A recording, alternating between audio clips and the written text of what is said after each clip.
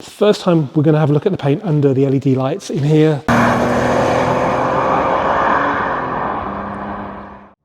Hello and welcome to episode 5 of Project RS4. In episode 1 I bought the cheapest B7 Audi RS4 van in the UK. In episode 2 I found out why it was cheap when I inspected the bodywork and concluded it needed pretty much a full respray.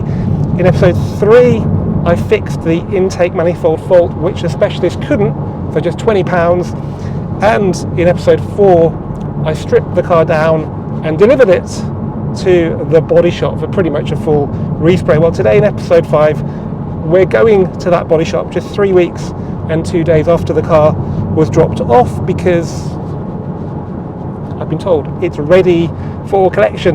Now I'm very excited because I think the car looks amazing when it's tidy, but I'm also nervous because this is a big job and it's really important because it's a very significant car, the B7 RS4, especially with Audi exclusive cherry black paintwork, so it does need to look good, and I didn't pay an awful lot for the job, so I'm a bit nervous. So yeah, let's put me out of my misery and go to Banbury and collect Project RS4.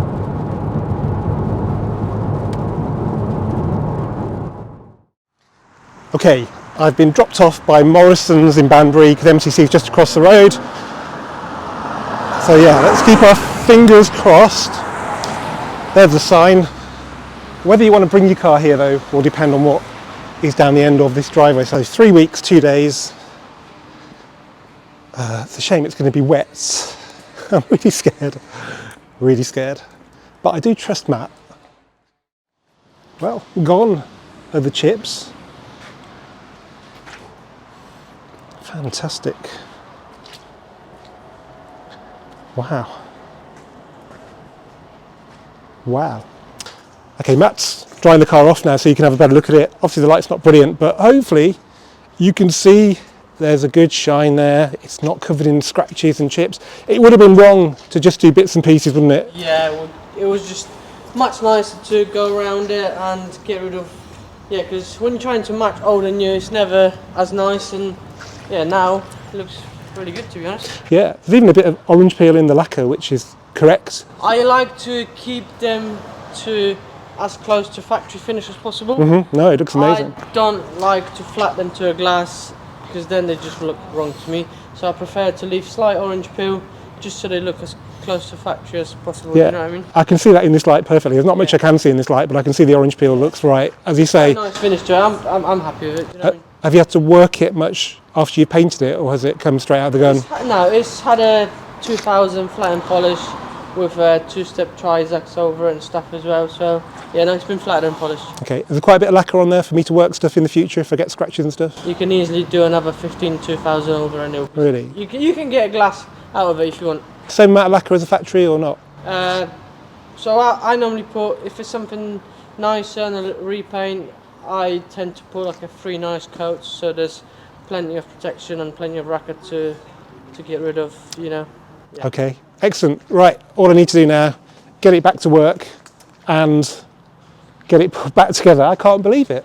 No engine management lights back on? I don't think so. It's not been anywhere, has it? Yeah, no. Got to get back to work, we'll find out then. But yeah, big thanks to Matt. Have you got a website? No, we haven't. No. Only Instagram and Facebook, MCC Body Repair. Okay, so yeah, check out MCC Body Repairs. And yeah, let's get the car back and get it fitted up.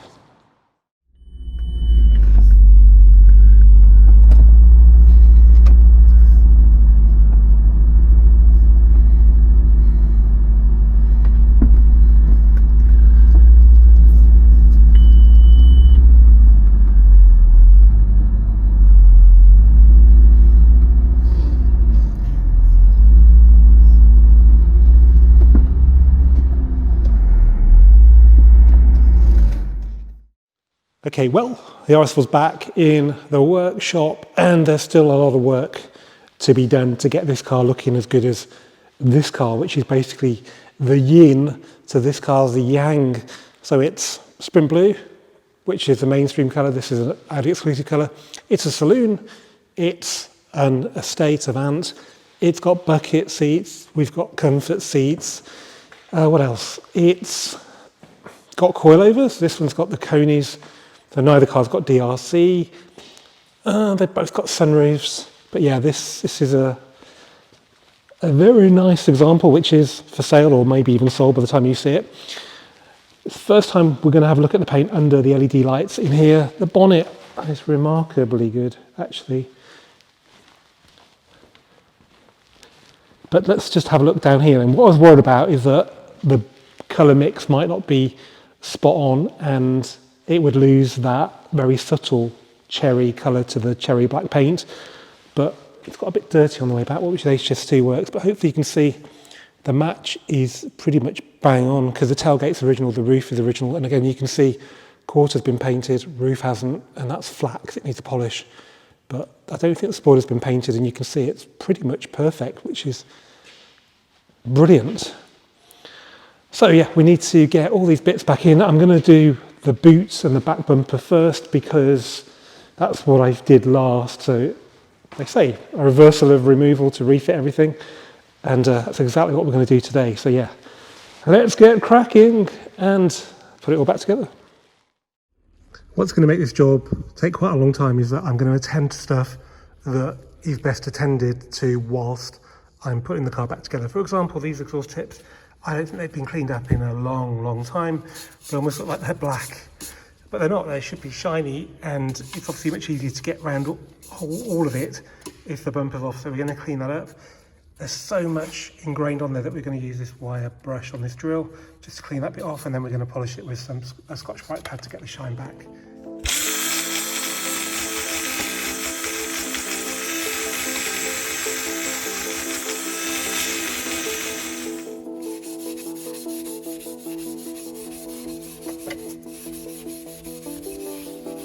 Yeah, that was definitely worth it.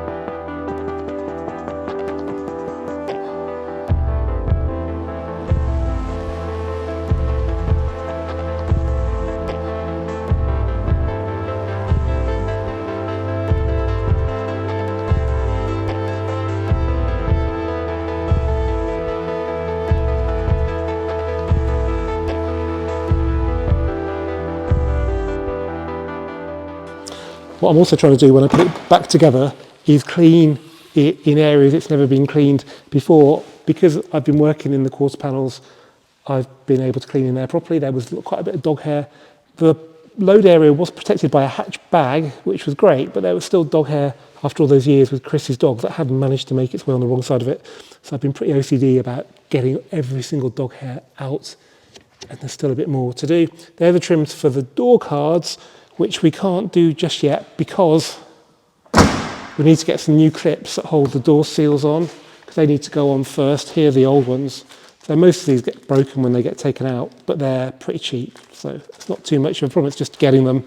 Then we can put the door cards on, so we'll come back to that. What we'll do now then, turn it around and start on the front, which once that's done will mean externally the car is pretty much finished, but there'll still be a lot to do. Okay, so at the front then, we need to get the front bumper off. To do that, we need to get the grille off, because that's the only thing really holding it on. And then with it off, we need to put the fog lights in and some trims, I think the grills as well. All these bits have been on my workbench for the best part of a month now, so I'm looking forward to putting these back in. These bits are the air scoops that go on the under tray, which we're going to do later because we've got to sort the sump out. So it's basically these two grills, this centre section, and the two fog lights. Not too bad. Now, if you watched episode 4, you'll know that I managed to diagnose the faulty parking sensors, and they weren't working because one of the sensors was faulty. It was that one there, and if one's faulty, all 8 front and back stop working. Now, this is an easy one to replace because it's not even painted, it's in the grille, but the owner lived without it for quite a long time. The ones I used to diagnose the fault weren't actually the correct ones, so this one's got a straight through plug, this one's got a 90-degree plug. This is actually the original faulty one with an X on it, just there. And these are about 100 quid, maybe a bit more from the main dealer, but you can get identical ones off eBay for £10.50 delivered. This was, so we'll give it a go. If it's no good, I'll get a genuine one, but there's no point buying second-hand ones because they might not last very long. So we'll fit that in, and that should be the last thing then before the bumper's ready to go on. What is quite funny is that Audi from the factory use cable ties to secure the sensors in position. You can probably see it just there. There's the bit where you pull the cable through. I mean, they're pretty secure without, but they've been real belt and braces to put cable ties as well. So we've got the original one here, which we'll slot on afterwards. But it's just so easy. Let's see, the plug will go up, won't it? Just going to press that one yet up, so it should go in with a nice click. You'll see how secure it is without the cable tie. It's pretty amazing. And then we'll just slot the cable tie on, so over the plug. It's pretty tricky to do this with one hand, to be perfectly honest, but you get the picture. Okay, now that the bumpers are on, there's still a lot of work to do. We need to refit the wheel arch liners, but we can't do that until they've been cleaned, which they have been now. They were caked in mud from living rurally in Yorkshire, so I've pressure washed them. They've still got, looks like grass woven into them, but it was a thick layer of mud before, so they're a lot better. But before we put them on, we need to clean the wheel arches, and seeing as we want this car to live indefinitely, whether it's with me or another owner, we need to treat it with my trusty anti-corrosion wax Bilt Hamber Dynax UC. This was actually recommended by you guys because I was using ACF 50, which is great, but it's a lot lighter than this stuff. This forms a clear film, which is important, and it looks factory. And whilst it's pretty good in here for nearly 20 years, there's still signs of corrosion in places that just spraying with the protective wax will pretty much stop getting any worse. But before we do that, we need to clean the area. Now, it's not too bad because before the car went to the body shop, I pressure washed the mud that had accumulated in the arches. But there's still a bit where we need to clean. So I'm going to use a toothbrush for the tight spots, and then this sort of moderately soft brush will just free up all the muck. There seemed to be a lot down here, which is pretty hard to get to. So even with the arch liners in place, it still did have build-ups here and there, which is where rust seems to take hold. But actually it's not too bad. It's been pressure washed, so like I said, so it was a bit worse. This was where the wing was really bad, so Matt's done a really good repair there. As you can see, it's not heaving full of filler, so that's surprising. So yeah, let's get this sort of brushed down, and then we can start applying Dynax UC.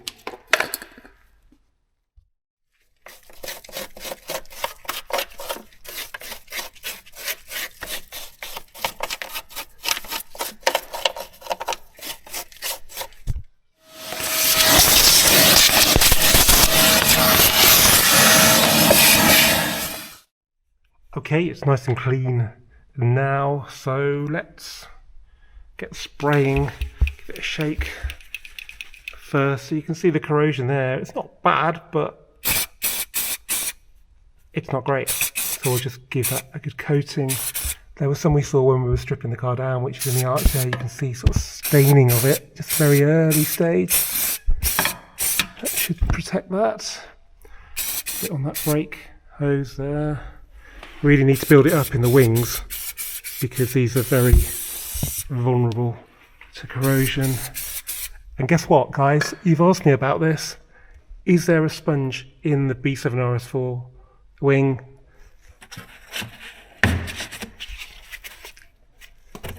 Yeah, well, there was. It's not there anymore. Christ. Yeah, I mean, the standard A4 does corrode pretty badly with its steel wings. So now we know why.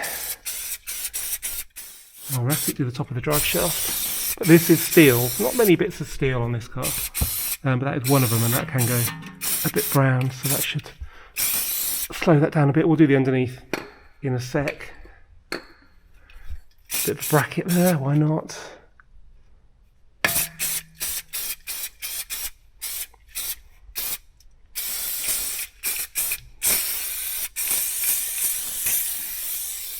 I'm going to do the edges of the arches as well and then wipe off the residue, but I'll do that off camera because it's pretty tricky.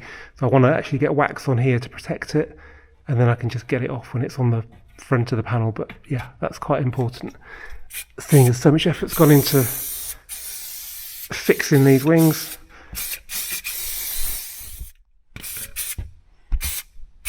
I mean, this is amazing stuff now.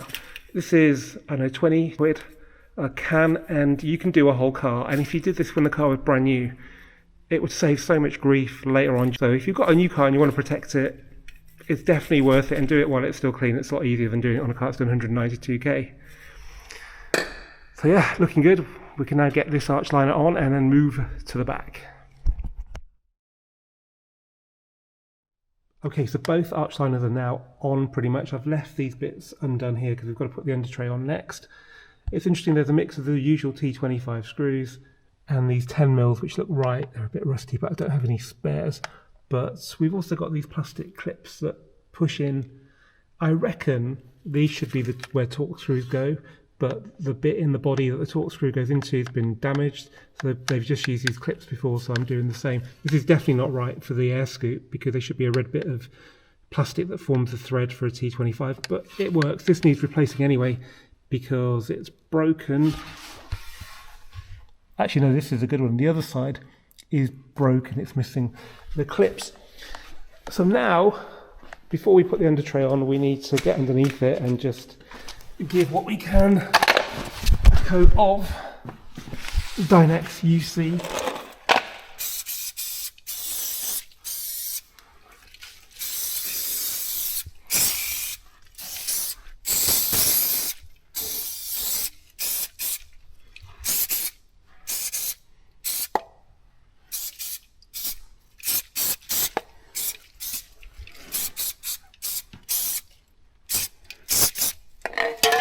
Actually, let's have a look what detail there is down here that we can protect. So there's some, looks like oil cooler hoses there that look surprisingly good.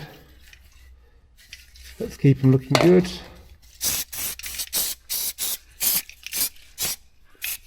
And there's a bracket here looking a bit crusty, so let's give that a quick coat. Lovely. Anti-roll bracket, a big fault there.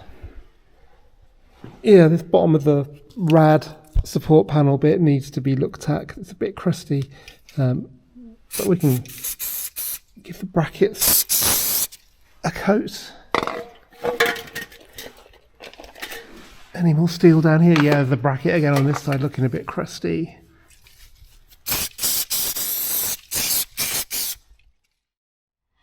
Okay, yeah, I'm pretty happy with that. Let's get the under tray on now then.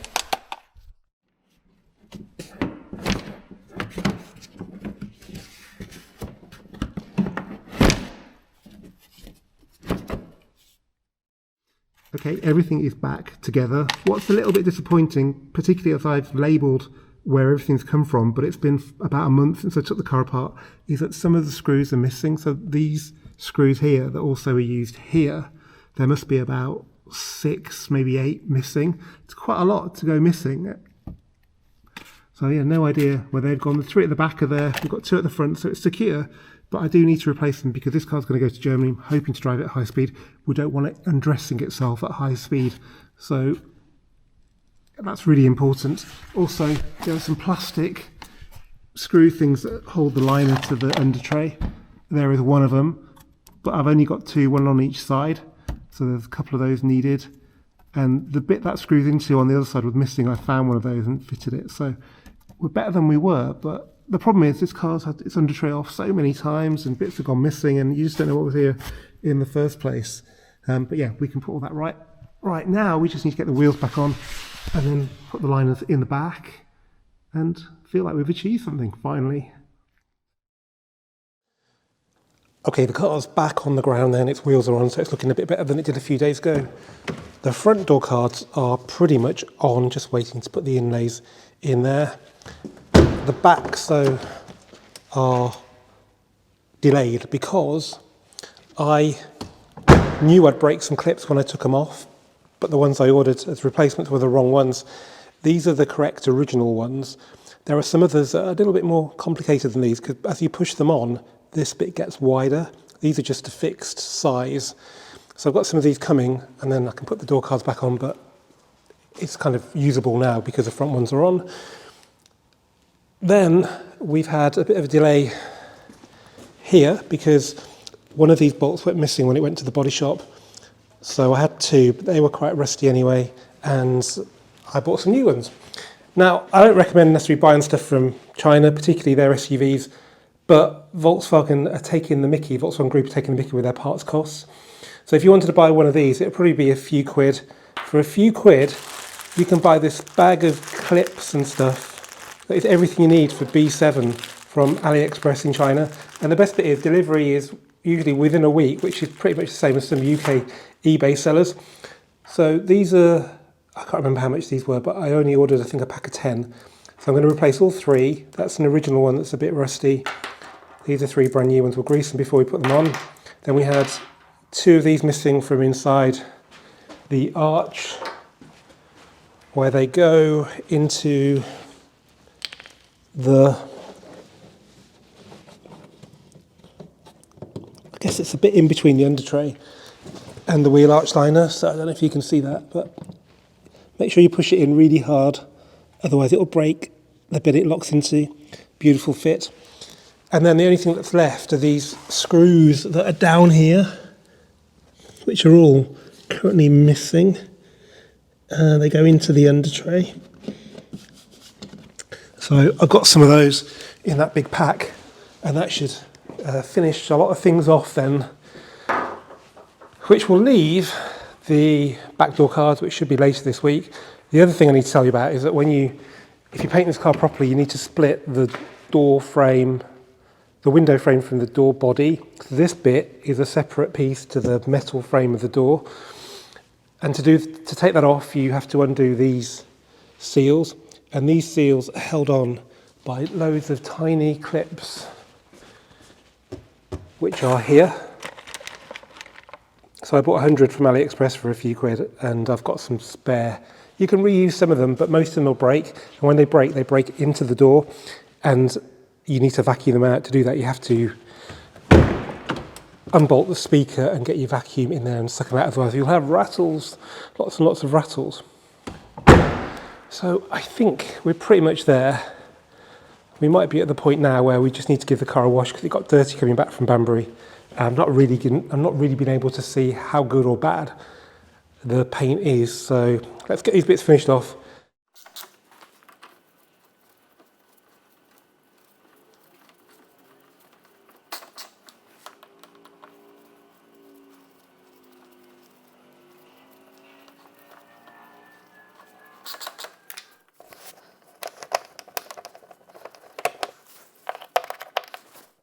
This bit being broken is really bugging me. You see it every time you get into the car, so we need to change that. This is the replacement part. It's second hand. It's been dressed with Autoglim vinyl and rubber care because it was a bit dusty, but it arrived intact, which is surprising because that bit was almost sticking out of the packaging. Now this isn't from an Audi. Can you guess what it's from? You can't often swap parts between brands, but this is actually off a set Exio. There's a part number. 8E is basically B6, B7, so yep, there's an Audi part, but a little bit newer. The date stamp on there will be later than the A4 B7 production. A little bit newer, hopefully a little bit fresher. Let's get it fitted. Okay, I popped the upper trim forwards. There's just two clips that you should be able to see one of in there, the other one's just there. And that should now allow us to get this lower one up. I think it just needs sliding upwards. There's just one clip that goes in there. So just lever carefully up on this and it all pops out. I'm surprised there are no screws on such a quality car, but that's the way it is. So now it should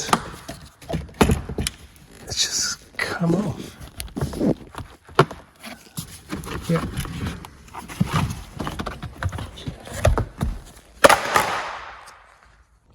As suspected, no quality changes for the Exio. It's just as good as the B7. identical. Job done and a very satisfying fix, but in true project style it's revealed another job that needs doing, and that's replacement of this door seal, which is looking pretty tired now.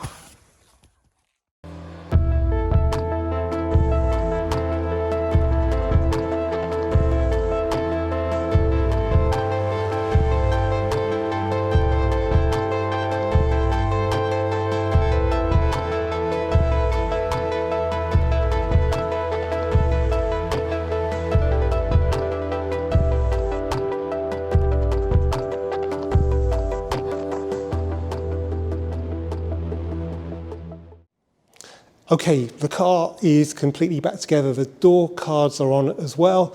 The parking sensors are working perfectly, which took more effort than I thought initially. I had to replace, I think, 4 sensors in total in the end. So it's not raining for a change, so let's get the car outside and give you a good look at it and see if it's been worth all that time, effort and expense. Well, starting up a V8 is so good that you can't really complain about the expense too much. And when you've got a starter button as well, that's really cool, even though it does involve also using a traditional key. I've also cleaned in here, including under the back seat, and I've popped the seats up off their mounts to clean underneath them. That's the kind of thing you have to do when you're giving a car basically the clean of its lifetime. And even though the previous owner, Chris, was a particularly clean owner. Right, let's just turn her off because she's a little bit noisy. Okay, so 3 months ago, it was a little bit warmer, a little bit drier, but the car was a lot rougher. So let's start at the front then. Hopefully the rain will stay off. The bumper was really bad. Down the bottom there was hardly any paint left. It had been battered so much by stones. The bonnet was covered in chips. The wing was rusty around the arch, but particularly at the back there, and obviously it was peppered with chips. That was broken, that sill cover. These 2 doors were actually quite good, but they've been painted anyway. The quarter was battered with chips and had rusty spots coming up. There was rust on this corner, that's why I've got Bilt Hamber Dynax UC on there now, and I'll probably leave that on for the winter and clean it off in the spring because I don't want rust coming back there. The back bumper was pretty much matte because Chris's dogs climbing into the boot had just completely taken the lacquer off it. Now it looks amazing. The tailgate, by the way, is original, as is the roof, but I showed you those indoors and you can see the colour match was spot on. Again, this quarter was a bit rusty where it touches the bumper and a bit chippy and just a bit horrible. There were spots of rust here and there. I think there was a dent in the top of the door. That's gone. The sill cover down there was the wrong colour. That's all been done now. Yeah, I'm blown away by the quality of the work, especially considering the price. Just quickly talk about the wheels. They're pretty good. They're just a bit too dull for my liking, but they've probably been refurbished a while ago, and there was a little nick on there. So I think when the spring comes along and we get rid of the winter tyres, we'll get them refurbished. There's a guy down the road who is brilliant. I'll show you inside as well. So it was a pretty good car to start off with. Haven't had to have any repairs done. I just popped the seats back, got under there because you really can't get into the bit between the sill and the runner, so that's nice and clean, and gave the seats a treatment of autoglym leather cab balm just because they looked a bit dry. It's also made them a bit darker as well, including the door cards. I couldn't resist pulling the back seat up and seeing what was under there, and yeah, it was pretty bad. So it's a lot more hygienic a car now as well. The boots, well, like I said, I've been trying to get stuff done, cleaned while I've had it all apart. So under this cardboard, which I've been carrying wheels already in this car, it's mint. Under here, it's mint. Everything's been dressed with autoglym plastic and rubber dressing, I think it's called. Probably going to change the number plate to a personal one, and I'll put my own number plates on as well. But these have aged pretty well. The front one's still mint. So yeah, what a winter smoker. It's almost too good, I guess. I need to get it detailed. I've been waiting for the paint to harden because it's this time of year, it's really taken a bit of time to do that. So when it's detailed, get it maybe PPF'd. I really didn't want to be that precious about this car, but he's done such a good job. Future episodes, well, it should have been going to Germany about now to visit the Christmas markets, but I've had some issues and we're just a little bit delayed with the project as well, so we've kind of missed that, but it will go to Germany. All being well, in January we'll make good use of those winter tyres, go back to the factory where it was built 19 years ago. It's going to need a new sump as well. Well, as you can see in this video, it's been done, but the sump swap video is quite an interesting one, so that'll come up as well.